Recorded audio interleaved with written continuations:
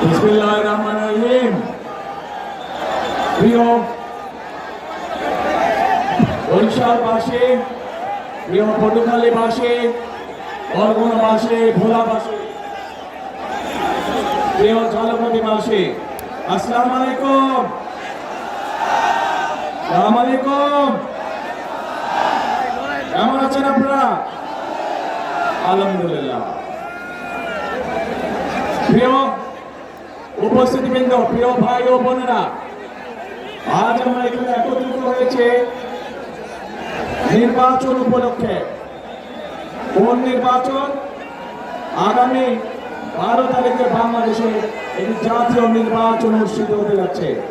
সেই নির্বাচনে এই মাঠে উপস্থিত প্রত্যেকটি ভাই বোন সহ সমগ্র বরিশাল বিভাগ সহ সমগ্র বাংলাদেশের প্রায় 13 কোটি ভোটার সেই নির্বাচনে ইনশাল্লাহ ভোট প্রদান করবে।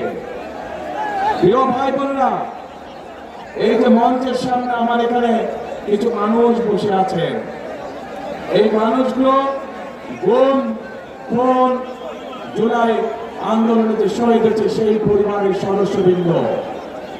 এই যে পরিবারগুলো বসে আছে, তাদের যে স্বজনেরা, যে প্রিয়জনেরা আজ গুমের শিকার হয়েছে, জুলাই আন্দোলনে অত্যাচারের নির্যাতিত বা শহীদ হয়েছে, সেই মানুষগুলোর কি প্রত্যাশা ছিল?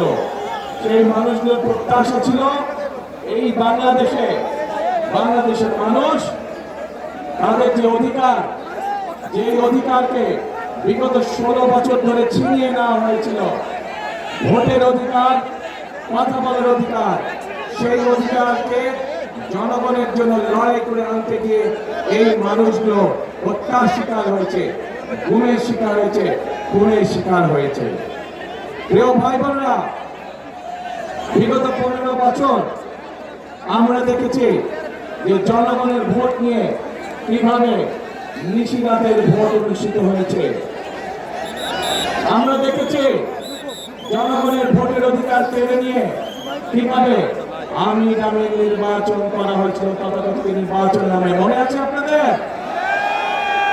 কিন্তু প্রিয় ভাই বোনেরা, গত 24 সালে ছাত্র জনতার আন্দোলনের মুখে সেই আমি নামে নির্বাচনের মালিক যারা, নিশিরাতের নির্বাচনের মালিক যারা, তারা জনগণের প্রতিরোধের মুখে এই বাংলাদেশ ছেড়ে পালিয়ে যেতে বাধ্য হয়েছে।